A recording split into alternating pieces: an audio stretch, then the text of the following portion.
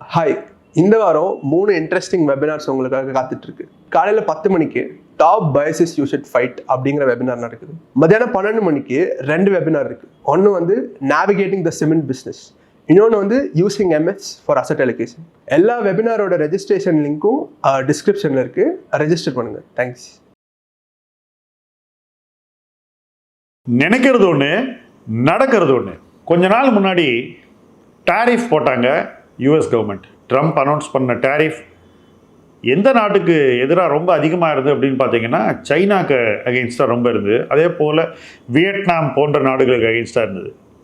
முதல்ல டாரிஃபை போட்ட போது நமக்கு என்ன தோணுச்சு, என்ன ரியாக்ஷன் இருந்தது மார்க்கெட்டில்? மார்க்கெட் என்ன நினச்சிது? டெக்ஸ்டைலில் இந்த நாடுகள்லேருந்து அப்படியே இந்தியாவுக்கு பிஸ்னஸ் ஷிஃப்ட் ஆகிடும் அப்படின்னு ஒரே நாளில் மார்க்கெட் ஒரு கன்க்ளூஷனுக்கு தாவிச்சு. மார்க்கெட்டில் என்ன நடந்தது? டெக்ஸ்டைல் ஸ்டாக்கெல்லாம் கிடுகிடுன்னு மேலே போக ஆரம்பிச்சிது. இதில் ஒரு விஷயத்தை நம்ம தெளிவாக புரிஞ்சிக்க தவறிட்டோம். தெளிவாக தவறிட்டோம். என்னன்னாக்கா, டாரிஃப் பற்றின எல்லா அனௌன்ஸ்மெண்ட்ஸுமே தற்காலிகமானவை அப்படிங்கிறது. ஒரு தற்காலிக அறிவிப்பின் அடிப்படையில் நாம் ஒரு முதலீட்டு முடிவை எடுக்கிறதுங்கிறது எந்த நேரத்திலையுமே சரி வராது. இது நமக்கு எந்த அளவுக்கு தெரியுங்கிறதா இங்கே மையப்புள்ளி. ஸோ இந்த மாதிரி அனௌன்ஸ்மெண்ட் வந்த உடனே நம்ம என்ன பண்ணுறோம், மறுநாள் காலையில் போய் எந்தெந்த கம்பெனி பெனிஃபிட் ஆகும் அப்படின்னு பார்த்து கிடுகிடுன்னு கன்க்ளூட் பண்ணி ஒரு 4 ஸ்டாக்கை வாங்கிடுறோம், பணத்தை போட்டுடுறோம். அது போடுறதும் எப்படி போடுறோம் அப்படின்னு பார்த்தீங்கன்னா, விலை ஏறினதுக்கப்புறம் போடுறோம். ஸோ ஸ்டாக் ஒரு 20% ஒரு நாள் இருக்கும், அடுத்த நாள் திரும்பி 10% இருக்கும். அந்த இடத்துல போய் நம்ம வாங்குகிறோம்.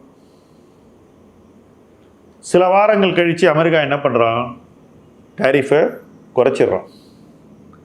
குறைச்சது மட்டும் இல்லை, அமெரிக்க அதிபரே என்ன பண்ணுறாருனாக்கா, இன்னும் ஒப்பந்தம் ஏற்பட்டால் இன்னும் குறைப்போம், நாங்கள் ரெடியாக இருக்கோம் அப்படின்னு இப்போ மறுபடியும் ஒரு அனௌன்ஸ்மெண்ட்டை போடுறாரு. ஸோ இந்த மாதிரி மாற்றங்கள் வேகமாக நடக்கும்போது நம்மளுடைய முதல் அசம்ஷன் நம்ம என்ன யோசித்தோம், அந்த நாடுகள்லேருந்து அப்படியே பிஸ்னஸ் நம்ம நாட்டுக்கு இந்தியன் டெக்ஸ்டைல் இண்டஸ்ட்ரி பயங்கரமாக பூம் ஆகிடும் அப்படின்னு நினச்சோம். அதை வச்சுட்டு எல்லோரும் ஸ்டாக்கை வேறு நிறைய பேர் வாங்குறாங்க. வாங்கிட்டு இந்த மாதிரி அனௌன்ஸ்மெண்ட் வரும்போது நம்ம திருப்பி நம்மளுடைய அசஸ்மெண்ட்டை மாற்றிக்கிறோமா அப்படின்னு கேட்டாக்கா இல்லை. அந்த இடத்துல நம்ம என்ன நினைக்கிறோம், முதல்ல இப்படி ஒரு கன்க்ளூஷன் வந்துட்டோம்ல, எப்படியாவது நம்ம பண்ண கன்க்ளூஷன் சரியாக வரணும் அப்படின்னு நினைக்க ஆரம்பிச்சிடுறோம். நான் இந்த இடத்துல தெளிவாக ஒரு விஷயத்தை கிளாரிஃபை பண்ணுறேன். நான் டெக்ஸ்டைலில் ஒரு எக்ஸாம்பிளுக்கு தான் எடுத்திருக்கேன். இது பல துறைகளில் நடக்கக்கூடிய ஒரு நிகழ்வாகத்தான் நான் பார்க்கிறேன்.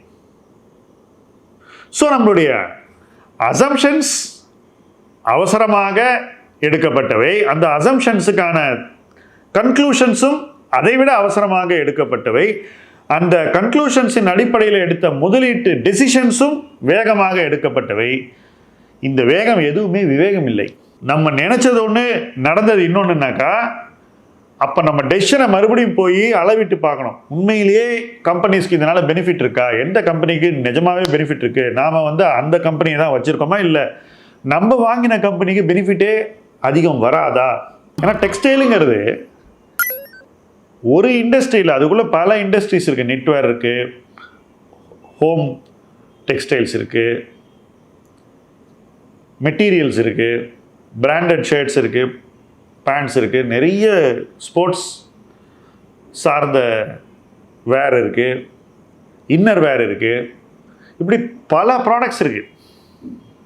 இது தவிர டெக்னிக்கல் டெக்ஸ்டைல்ஸ், அதை பேஸ் பண்ணின ப்ராடக்ட்ஸு, எக்கச்சக்க ப்ராடக்ட்ஸ் இருக்குது. இது எல்லாமே தனித்தனி துறைகள். இது மொத்தம் ஒரு துறையே கிடையாது.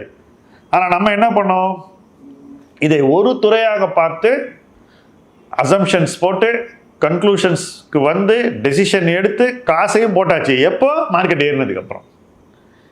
இது நான் ஒவ்வொரு துறையிலும் நடக்கக்கூடிய ஒரு விஷயமாகத்தான் பார்க்குறேன். ஸோ ஒரு இன்வெஸ்டர் என்ன பண்ணோம், இந்த மாதிரி ஒரு காலகட்டத்தில் டெய்லி சினாரியோ மாறிக்கிட்டே இருக்குல்ல, இந்த மாதிரி சூழ்நிலையில் என்ன பண்ணோம்? ஃபஸ்ட்டு ஷார்ட் டேர்ம் சேஞ்சஸை வச்சு முதலீட்டு முடிவுகளை முழுவதும் தவிர்க்க வேண்டும். 3 வாரம் முன்னாடி ஆயில் ப்ரைஸ் கீழே வரும்போது நம்ம என்ன நினைக்கிறோம், oil price inflation over, user இண்டஸ்ட்ரீஸ்க்கு பெனிஃபிட் வரும்னு. திடீர்னு ஈரானுக்கும் இஸ்ரேலுக்கும் ஒரு தகராறு வருது, டக்குன்னு ஆயில் ப்ரைஸ் 20% ஏறுது. அப்போது நம்ம போட்ட கன்க்ளூஷன் நம்ம மாற்றிக்கணும்ல. இப்போ இன்ஃப்ளேஷன் மறுபடியும் நடக்கும்போது எந்தெந்த கம்பெனி பெனிஃபிட் ஆகும்னு நினச்சோமோ அந்த கம்பெனிக்கு இது பாதகமாகிடும். எந்தெந்த கம்பெனிக்கு அந்தளவு சாதகமான ஒரு சூழ்நிலை இல்லை ஆயில் ப்ரைஸ் கீழே போகும்போது அப்படின்னு நினச்சோம், அந்த கம்பெனிக்கு திடீர்னு ப்ளஸ் ஆகிடுது. ஸோ மைனஸ் ப்ளஸ் ஆகுது, ப்ளஸ் மைனஸ் ஆகுது. இதெல்லாம் நடக்கும்போது நம்ம அவசரப்பட்டு முதலீட்டு முடிவுகளை எடுத்திருந்தால் அந்த முடிவுகளை ரீவிசிட் பண்ணி ஆகணும். அப்படியே உட்காந்துட்டு இல்லை கையை எப்படி கிராஸ் பண்ணிவிட்டு all is well all is வெல்னு சினிமாவில் சொல்கிற மாதிரி நம்ம சொல்ல முடியாது. ஏன்னா ஸ்டாக் மார்க்கெட்டில் ஆல் இஸ் நாட் வெல் அப்படின்னு எப்போ நம்ம யோசித்து இந்த இடத்துல ஏதாவது நமக்கு வேல்யூ இருக்கான்னு தேட வேண்டிய ஒரு தேவை நமக்கு இருக்குது. தப்பு பண்ணிவிட்டு ஆல் இஸ் வெல் சொல்கிறது ஸ்டாக் மார்க்கெட்டில் ஒர்க் அவுட் ஆகாது. மார்க்கெட் ஒரு தப்பான ஒரு அணுகுமுறை எடுக்கும்போது அந்த இடத்துல போய் நம்ம okay maybe all is not well, but இந்த இடத்துல நம்ம தேடினா ஏதாவது கிடைக்கும்னு தேடணும். ஸோ கம்ப்ளீட்டாக உல்ட்டா. ஆனால் நம்ம என்ன பண்ணுறோம், சினிமாவில் வர மாதிரி வாங்கிட்டு ஆல் இஸ் வெல் போட்டுக்கிட்டு இருக்கோம். அதனால் நம்ம நினச்சதெல்லாம் நடக்க போகுதான்னு கேட்டிங்கன்னா நிச்சயமாக நடக்காது.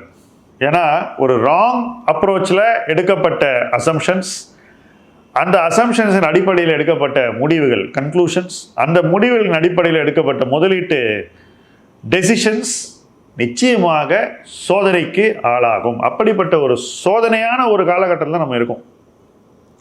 நான் ஒரு இண்டஸ்ட்ரியை எடுத்துக்கிட்டேங்க, இந்த மாதிரி ஒரு 10 இண்டஸ்ட்ரி இதே சிக்கலில் மாட்ட போகுது. நீங்கள் என்ன பண்ணுங்கள், எந்தெந்த இண்டஸ்ட்ரீஸ் இந்த மாதிரி ரொம்ப வேகமாக மாறக்கூடிய ஒரு சூழ்நிலையில் இருக்குது அப்படின்னு கமெண்ட் செக்ஷனில் எழுதுங்க. ஏன் அந்த சூழ்நிலை மாறும்னு கூட எழுதலாம். அப்போ அந்த சூழ்நிலைக்கு ஏற்ப எப்படி நம்மளுடைய கன்க்ளூஷன்ஸை மாற்றிக்கணும்னு சொல்லுங்கள். முதலீட்டு முடிவுகளை எப்படி எடுக்கணும்னு கூட நீங்கள் அந்த இடத்துல சொல்லலாம். ஏன்னா அந்த கமெண்ட் செக்ஷன் உங்களுடைய கருத்துக்களை மற்றவர்களோடு பகிர்ந்து கொள்வதற்கான ஒரு இடமாகத்தான் நம்ம வைத்து அப்படி தான் நம்ம அதை யூஸ் பண்ண நினைக்கிறோம். ஸோ இன்னொரு விஷயமும் நீங்கள் டெஃபினட்டாக செய்யலாம். அது என்னென்னா ஆஸ்க் மைல்ஸ்டோன்ஸ் டு வெல்த் எனிதிங்னு ஒரு ஹெல்ப்லைன் கிரியேட் பண்ணிருக்கோம். இந்த ஹெல்ப்லைனில் உங்களுடைய முதலீட்டு எண்ணங்களையும் கேள்விகளையும் கன்க்ளூஷன்ஸையும் நீங்கள் தாராளமாக வேலிடேட் பண்ணிக்கலாம். மார்க்கெட் சென்டிமெண்ட் பற்றியும், இது முதலீடு செய்வதற்கு சரியான நேரமா அப்படிங்கிறத பற்றியும், ஏற்கனவே உள்ள முதலீடுகள் சரியாக இருக்கா அப்படிங்கிறத பற்றியும், எந்தெந்த முடிவுகளை தொடர்ந்து நீங்கள் மெயின்டைன் பண்ணலாம் அப்படிங்கிறத பற்றியும், எந்த முடிவுகளை மாற்றிக்கொள்ள ஒரு தேவை இருக்குது அப்படிங்கிறத பற்றியும், புதுசாக உங்களுக்கு வரக்கூடிய பணத்தை எங்கே இன்வெஸ்ட் பண்ணலாம் அப்படிங்கிறத பற்றியும், எல்லா விஷயங்களை பற்றியும் நீங்கள் எங்களோடு நேரடியாக உரையாடலாம். உரையாடி உங்களுடைய எண்ணங்களை நீங்கள் ஒன்று வேலிடேட் பண்ணிக்கலாம் அல்லது திருத்திக் கொள்ளலாம். It's a healthy discussion. So அந்த நம்பரும் உங்களுக்கு முன்னாடி இருக்குது. அந்த நம்பருக்கான ஒரு தேவை உங்களுக்கு இருந்துச்சுன்னா தாராளமாக எங்களோடு நீங்கள் உரையாடலாம். இணைந்து பயணிப்போம். முதலீட்டு களம் உங்கள் களம். நன்றி.